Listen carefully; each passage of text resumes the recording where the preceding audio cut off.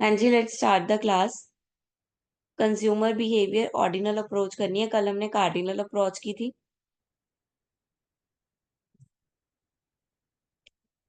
Ordinal approach में क्या है? ऑर्डिनल अप्रोच में है indifference curve analysis.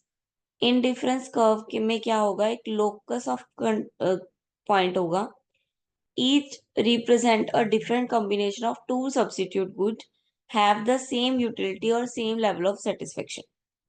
For example, आपको कोई भी चीज, दो चीज खरीदनी है, लाइक एप्पल एंड बनाना ही ले लो। ठीक है, आपको मैक्सिमम सेटिस्फेक्शन 8 टोटल, मतलब 4, टोटल 8 आपकी मैक्सिमम सेटिस्फेक्शन है। 8 यूनिट आपकी मैक्सिमम सेटिस्फेक्शन है। तो आप क्या है, डिफरेंट डिफरेंट कॉम्बिनेशन यूज कर सकते हो कि 5 एप्पल ले लिए, 3 बनाना ले लिए, या फिर 4 4 ले लिए दोनों, या 2 एप्पल ले लिए, 6 बनाना ले लिए। डिफरेंट डिफरेंट कॉम्बिनेशन है, लेकिन दो सम उनका कितना रहेगा? उनकी सेटिस्फेक्शन कितनी रहेगी? वो 8 ही रहेगी। ठीक है, यानी कि आप दो डिफरेंट प्रोडक्ट, डिफरेंट कॉम्बिनेशंस ले रहे हो चीजों के, सिर्फ और सिर्फ सेम सेटिस्फेक्शन को फुलफिल करने के लिए। ये देखो, पहला कॉम्बिनेशन है 21 और 3।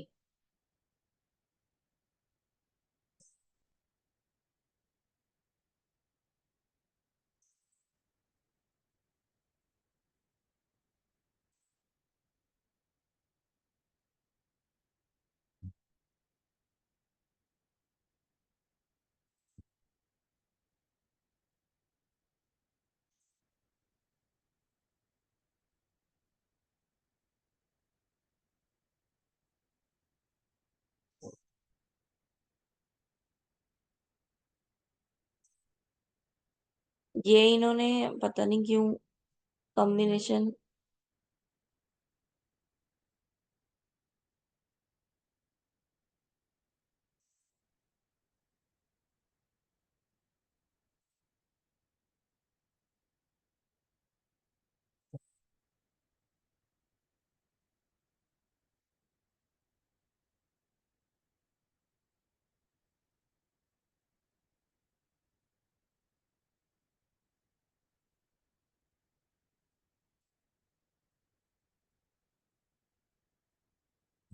इनडिफरेंस कब बनती, कैसे? इस फॉर्म में बनती है इनडिफरेंस कब। ठीक है, जैसे मैंने आपको बताया होगा वैसे ही। ठीक है, दोनों से मिलने वाली सेटिस्फेक्शन इक्वली होगी। चाहे आप 5 इसके ले लो, 4 इसके ले लो, 9 हो गए। चाहे आप पूरे 9 के 9 इसी के ले लो, वाई यूनिट के ले लो। ठीक है, तो सेटिस्फेक्शन हमेशा सेम रहेगी। तो इसलिए इसका कर्व ये वाली फॉर्म में बनता है। ठीक है, जैसे जैसे ऊपर जाते रहेंगे, यूटिलिटी क्या होती रहेगी? हाई होती रहेगी, और नीचे वाली लो होती रहेगी। कुछ assumptions लेके चलते हैं, यानी कि ये फिक्स रहेंगी, इसमें चेंज नहीं आएगा। तो वो क्या है?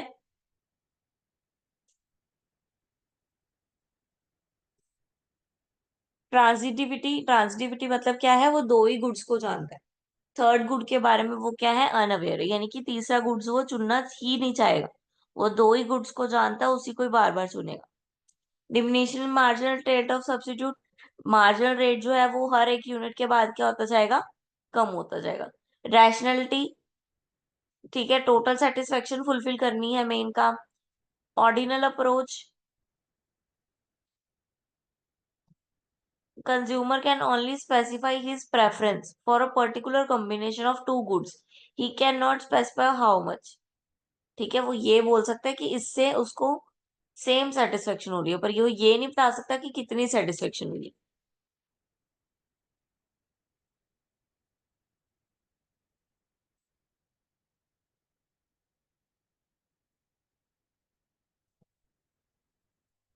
हाँ जी, इंडिफरेंस कर्व इन्होंने वही सेम बनाया हुआ जो ऊपर बनाया हुआ था।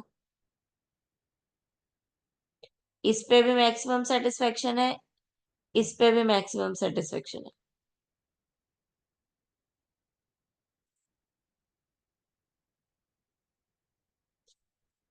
इंडिफरेंस कर्व क्या है? कन्वेक्स है। ठीक है, कनकेव नहीं है, कन्वेक्स है। सिर्फ, लेकिन ये सिर्फ नेगेटिव नहीं है, ये पॉजिटिव भी है, लेकिन है कन्वेक्सी, रहेगी कन्वेक्सी।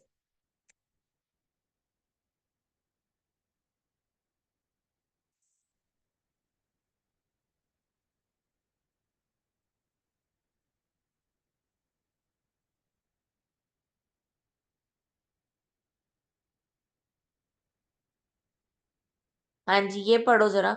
अपर indifference curve represent the higher level of satisfaction. ये बता रहा है आपको, पढ़ के बताओ जरा क्या कह रहे हैं।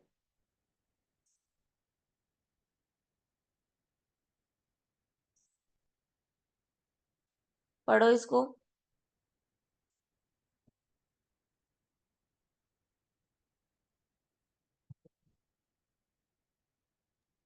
मैम IC2 का मतलब क्या होता है?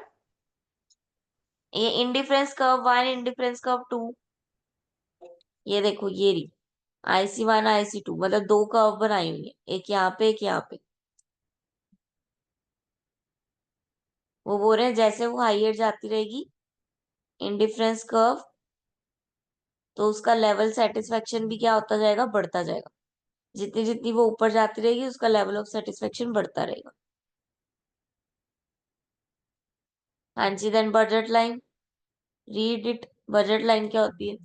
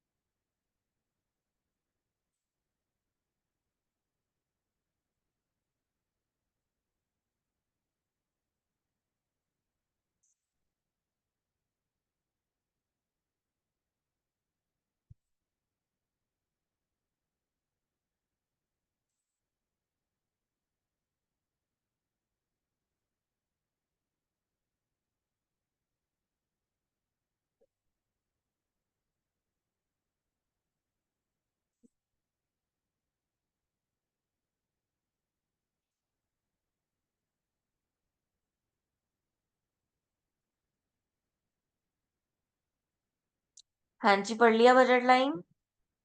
क्या समझ में आया? ये एक तरह की प्राइस लाइन है। बजट क्या होता है? जब हम कुछ परचेज करते हैं तो हम बजट बनाते हैं ना। तो इन शॉर्ट ये एक तरह का परचेज लाइन ही है, कि जो जो हमने परचेज करना है उसका हमने बजट सेट कर दिया। ठीक है, एक कंज्यूमर की 1200 इनकम है और 600 वो यूनिट खरीदने पे लगाता है। वाई पे 2 रुपए पर यूनिट के 300 खरीद सकता है वो तो, या फिर एक्स के 4 यूनिट खरीदे।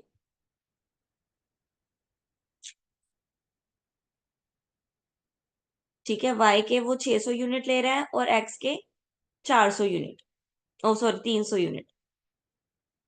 ठीक है, ये उसका बजट उसने बनाया।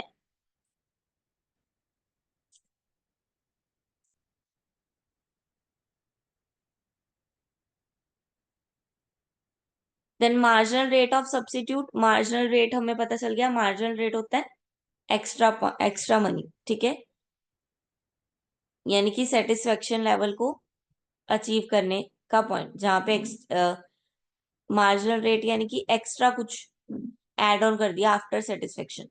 ठीक है, या एक यूनिट यूनिट एक्स्ट्रा करने से कितनी सेटिस्फेक्शन और मिल रही है।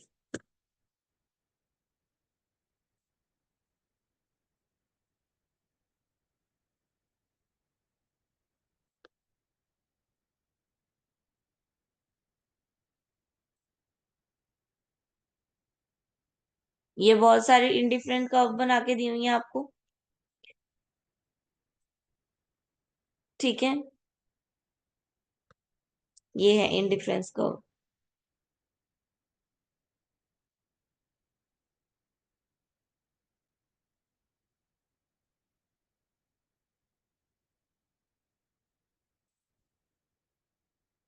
Now consumer equilibrium using cardinal approach. Consumer equilibrium कैसे हम ले सकते हैं कार्डिनल अप्रोच के through. We find that a consumer has to decide to purchase a particular combination. ठीक है, कंज्यूमर ने एक कॉम्बिनेशन डिसाइड कर लिया खरीदने का, as it falls on his budget line, जो उसकी बजट के अंदर आता हो, जो उसकी बजट लाइन के अंदर आता हो। Throw different combination would be more desirable as it will give a higher level of satisfaction. At this point of equilibrium, the price line is touching the indifference line. Tangly means that the sport are equal. The slope of indifference curve indicates the marginal rate of substitute. ठीक है, जो indifference curve हमारी budget line को cut करेगी वहां पे हमारा equilibrium आएगा। लुक, 3 इंडिफरेंस लाइन है। ठीक है, यानी कि 3 कॉम्बिनेशन है हमारे पास, हम एक ये कॉम्बिनेशन भी यूज कर सकते हैं, हम ये कॉम्बिनेशन भी और ये कॉम्बिनेशन भी। लेकिन ये जो सी वाला कॉम्बिनेशन है वो हमारी बजट लाइन को टच करे, यानी कि ये जो पॉइंट है टच वाला, इंटरसेक्ट वाला, ये इक्विलिब्रियम पॉइंट है, जहां पर हमारी बजट और हमारी इंडिफरेंस कर्व दोनों सेम है। मतलब कि हम अपने बजट में रहकर अपनी फुली सेटिस्फेक्शन अचीव कर रहे हैं।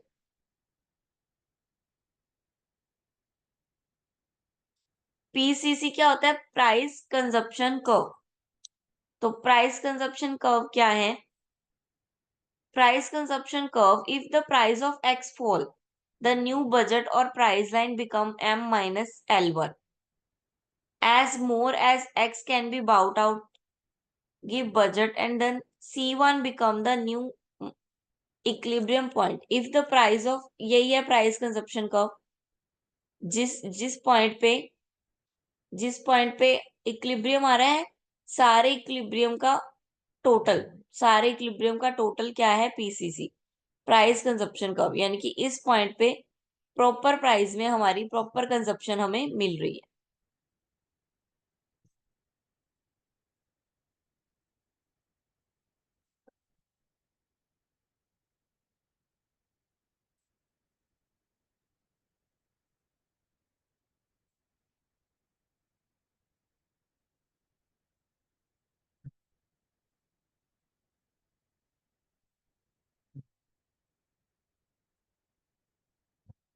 Then consumer surplus. अब कंज्यूमर सरप्लस क्या होता है? अगर कंज्यूमर को फुल्ली सेटिस्फेक्शन मिल जाएगी, ठीक है, जब वो पे कम कर रहा है लेकिन उसको सेटिस्फेक्शन उससे ज्यादा मिल रही है।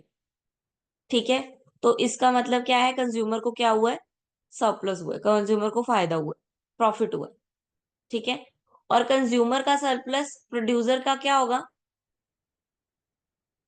प्रोड्यूसर का लॉस होगा, कंज्यूमर का सरप्लस। और प्रोड्यूसर का सरप्लस कंज्यूमर का लॉस होगा। ठीक है। अगर कंज्यूम इन शॉर्ट, अगर कंज्यूमर को सरप्लस यानी कि कंज्यूमर को प्रॉफिट हो रहा है तो प्रोड्यूसर का लॉस, और अगर प्रोड्यूसर को प्रॉफिट हो रहा है तो कंज्यूमर का लॉस। एग्जाम्पल दिया हुआ है, Rahul is willing and able to pay 30 for a pocket of chips. Rahul के पास 30 रुपए थे चिप्स खरीदने के लिए। चिप्स हमें चिप्स जो है 25 रुपए में ही मिल गए। राहुल तो 30 रुपए लाया था, लेकिन चिप्स की वैल्यू 25 थी और उसको सिर्फ 25 रुपए देने पड़े। 5 रुपए उसके पास बच गए, तो जो 5 रुपए उसके पास बचे हैं दैट इज कंज्यूमर सरप्लस। वो उसका क्या हुआ? उसका सरप्लस हुआ। ये प्रोड्यूसर का लॉस हो गया। कैसे? 30 रुपए मिलने थे प्रोड्यूसर को, लेकिन 25 रुपए ही मिले उसको। 5 रुपए उसका लॉस हो गया। उसका लॉस, कंज्यूमर का फायदा। कंज्यूमर का लॉस, प्रोड्यूसर का फायदा। ये ड्रामेटिकली रिप्रेजेंट किया हुआ है, ये प्राइस है। ठीक है। ये प्रोड्यूसर सरप्लस है और ये कंज्यूमर सरप्लस है।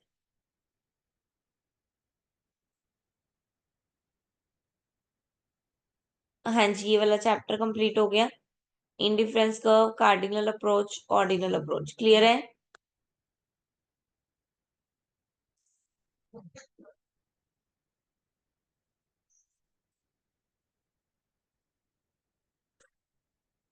ये अब थ्योरेटिकल पोर्शन आ गए।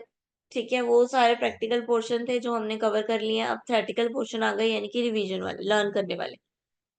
तो क्या है? Production theory, then meaning of production and type of input use in production. Production क्या होता है? जब हम रॉ मटेरियल को फाइनल गुड में कन्वर्ट करते हैं, उस पूरी प्रोसेस को क्या बोलते हैं? प्रोडक्शन। ठीक है, प्रोडक्शन प्रोसेस। ठीक है, जब लैंड, बिल्डिंग, लेबर सभी एक काम को परफॉर्म करने में लगी हुई है। देन ये फिगर है, इनपुट लगाते हैं हम। इनपुट यानी कि रॉ मटेरियल लगाते हैं, लैंड लेबर लगाते हैं, कैपिटल लगाते हैं, मशीन्स लगाते हैं। देन उसको ट्रांसफरिंग प्रोसेस में रखा जाता है, यानी कि बनने लगते हैं गुड। देन वो एंड में क्या है? गुड्स और सर्विसेज के रूप में बाहर आता है, दैट इज आउटपुट।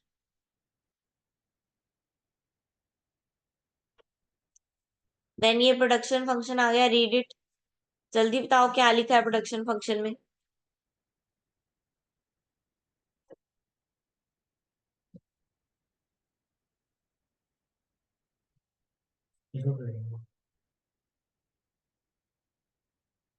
हाँ जी, प्रोडक्शन फंक्शन में क्या लिखा है? जल्दी बताओ।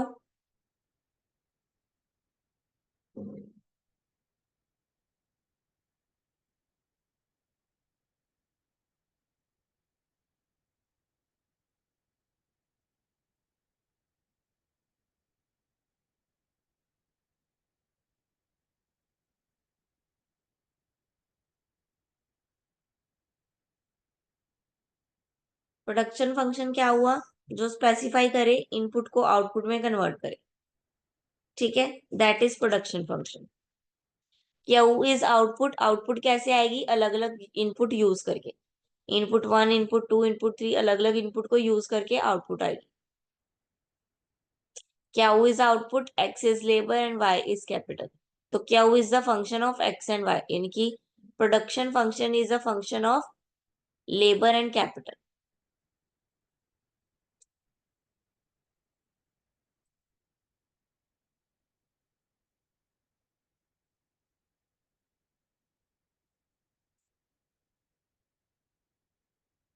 इसमें भी एज्यूम किया जाता है, assume to be variable when the above function may be called the variable elasticity of the substitute till another form is fixed proportion। Consumer function आजकल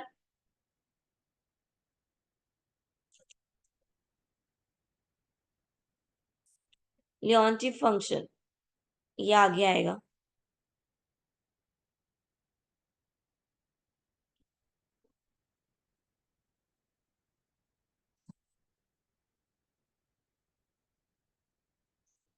नहीं, short term and long term production function आ गए। जो लंबे समय के लिए करेंगे वो लॉन्ग टर्म, और जो कम समय के लिए करेंगे वो शॉर्ट टर्म।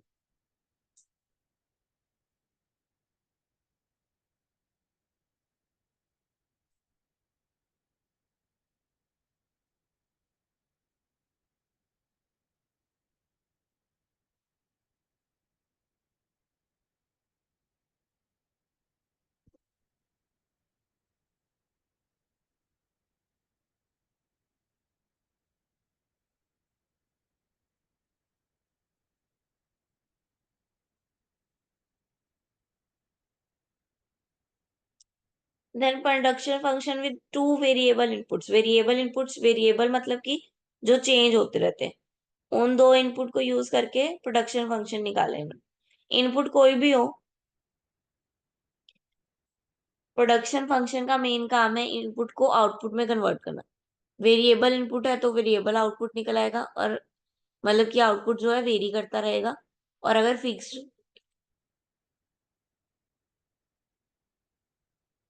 फिक्स्ड इनपुट है तो वेरिए तो प्रोडक्शन फंक्शन भी वेरी नहीं करेगा।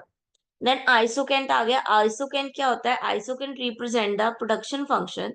The same level of output can be produced by various combination of factor input. Imagine continue various in the possible contribution of labor and capital. We can draw a curve by plotting all these alternatives combination.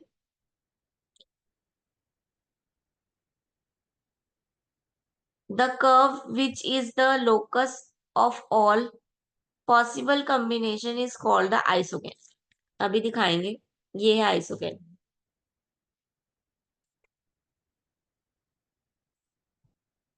Same ही है, यहाँ पे production चल रही है, यहाँ पे production चल रही है, दोनों मैक्सिमम सेटिस्फेक्शन दे रहे हैं, और इसके ऊपर जो है वो वेरिएबल की वजह से बन रही है।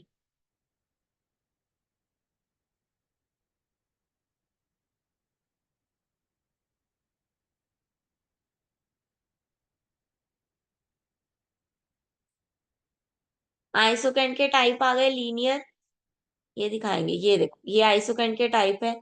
लीनियर आइसोकेंट ऐसे बनती है, लियोनचिफ ऐसे बनती है, लीनियर प्रोग्रामिंग ऐसे बनती है, और कॉन्वेक्स ऐसे बनती है। देख लो अच्छे से। हेलो। हाँ जी। हेलो मैम, मैं क्लास कल ले लूं? और कल की भी सच मेरी छुट्टी होगी मैम, कल यूनिवर्सिटी जाना है। क्यों बेटा, क्या हुआ वहां पे? कोई काम है? मैम आपको वहां हेलो। बुलाए हैं?